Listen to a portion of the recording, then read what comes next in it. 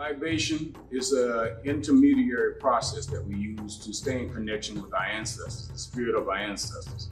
When we talk about our ancestors, we're talking about like your great-great-grandparents, your great-parents, your great-grandparents, or your mothers, your fathers, grandparents, those that we consider, we say transition instead of dying. They've transitioned to a spiritual realm. Libation, it is like a doorway, a passageway that we use in order for us to keep that contact with those ancestors that we remember and that we're always being reminded.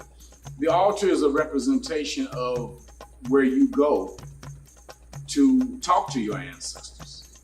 So the altar is a true representation of all the things that mean the most to you.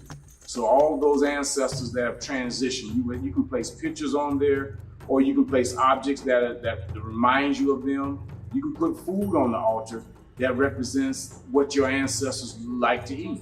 The libation prayer that I do, it is one that my ancestors asked me or instructed me to do for them. So everybody may have a different way of saying a libation. There's so many different forms of saying it, so many different ways to say it.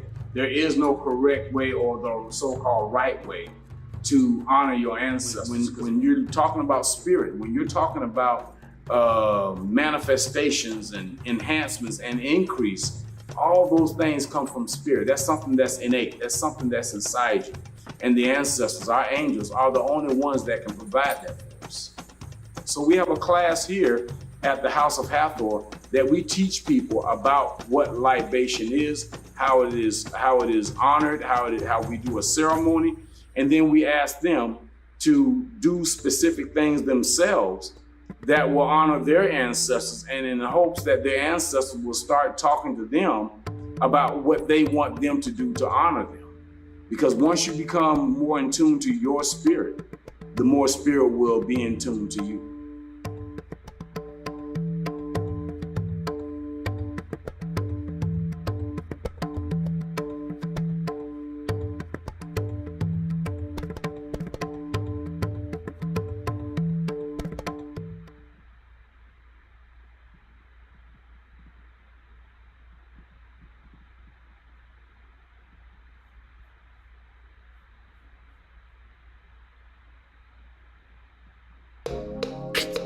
Family.